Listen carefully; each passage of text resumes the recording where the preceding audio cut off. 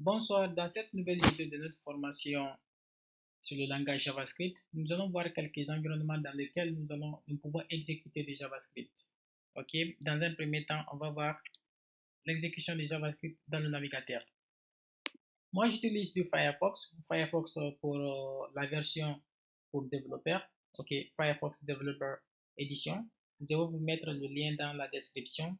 Ou si vous voulez, vous pouvez simplement aller sur Google et vous tapez Firefox Developer Edition. Donc, tout de suite, vous cliquez sur le bouton, sur la touche F12 du clavier, et vous partez sur la partie anglais et console. Ok, là-bas, c'est la console qui vous permet d'exécuter du code JavaScript. Comme quelque chose qui est de coutume dans le monde du développement, on va afficher simplement salut le monde ou hello world dans la console. Alors vous faites console.log hello world. Ok, et voilà. Ça vous permet d'afficher quelque chose à l'écran. Ça vous permet d'afficher par exemple le message hello world sur l'écran. Et voilà. Donc ensuite, on va voir comment exécuter le JavaScript en dehors du navigateur. Ok, comme je vous l'avais déjà dit, tout ce que vous avez à faire, c'est de partir sur le site de Node.js. Vous avez besoin d'installer Node.js. Ok, et vous tapez Node.js, vous venez ici Node.js. Ok, si vous êtes sur Windows ou Mac, vous aurez par exemple la proposition, c'est-à-dire le site va détecter votre système et va vous proposer de télécharger le logiciel. Moi, par exemple, je suis sur Mac, il m'a proposé la version pour Mac. Mais si vous êtes sur Windows, vous pouvez aller sur le site, sur le même lien et vous télécharger le logiciel. Et vous pouvez également, si vous êtes sur Mac, utiliser, excusez-moi, si vous êtes sur Mac, vous pouvez télécharger le logiciel à travers votre terminal. Vous faites brew install update.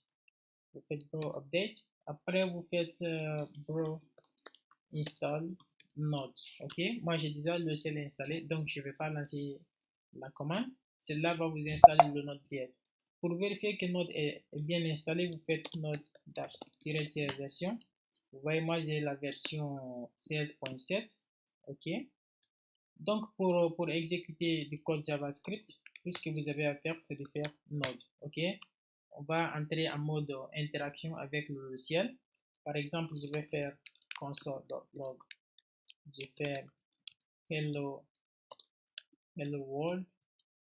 Ok, vous voyez, j'ai mon message hello world qui est affiché. Je peux par exemple déclarer une variable que je vais appeler âge, que je vais donner 23, et je fais âge. Vous voyez que l'âge apparaît. Je peux incrémenter la valeur tout de suite ici. Et quand je fais âge, il est passé à 24. Je peux faire quelques opérations. Par exemple, je fais let âge 2, que je vais donner par exemple 1, non 10, et je fais âge plus âge 2, me fait 34. Voilà. Donc, vous voyez, c'est comme ça on exécute du JavaScript en dehors du navigateur. Ok, et pour exécuter du JavaScript à l'intérieur du navigateur, tout ce que vous avez à faire, c'est de sortir votre éditeur de code. Moi, j'ai VS Code, Visual Studio Code, mais libre à vous de choisir l'éditeur que vous voulez. Et ensuite, j'ai créé un dossier vide sur mon disque que j'ai appelé Hello World. Ok, je glisse et je le dépose dans mon éditeur de texte. Voilà, vous voyez que le projet il est entièrement vide. Je vais ajouter un fichier que je vais appeler index.html. Ok, voilà. Et ensuite, je vais ajouter une squelette vide de HTML. Et je vais nommer ça JavaScript. Ok, et voilà. Moi, j'ai une extension qui s'appelle Live Server. Ok, donc vous pouvez faire un clic droit dans le document et vous faites Open with Live Server. Si vous êtes sur Mac, vous faites commande L, commande O. qui va ouvrir le projet dans un navigateur, dans votre navigateur par défaut. Moi, j'ai Firefox Developer Edition. Ok, je vais le glisser un peu un peu à droite ici. Et quelle est l'importance de Live Server? En fait, c'est une extension de VS Code qui va vous permettre, par exemple, de faire du hot reloading, c'est-à-dire qu'il va actualiser vos changements dans le navigateur sans que vous n'intervenez manuellement ici en cliquant sur le bouton refresh du navigateur. Donc, si vous n'avez pas l'extension installée, vous pouvez venir ici dans les extensions, vous tapez ici Live Server, ok, vous tapez Live Server, voilà, il va venir et vous allez l'installer, c'est tout, c'est simple. Ok, moi par exemple, je vais ajouter un titre ici, je vais appeler je suis JavaScript, ok, je fais enregistrer, vous allez voir que la page va se mettre à jour ici automatiquement, voilà. Donc comme je le disais, nous allons voir comment ajouter du JavaScript ici dans ce document, et je vais ouvrir une balise ici, script, ok, script ici, je vais ajouter un élément ici, un paragraphe vide, excusez-moi, je vais ajouter para, ok, donc c'est une div ici, j'avais dit que je vais ajouter un paragraphe, donc je vais dire np avec que le paragraphe il est vide, même si j'enregistre le document. Par contre, il est là, mais il n'a pas de contenu. Si l'élément n'a pas de contenu, il ne sera pas affiché dans le navigateur. Vous voyez qu'il est là ici. Qu'est-ce qu'on va faire? On va le référencer en JavaScript et l'ajouter un contenu.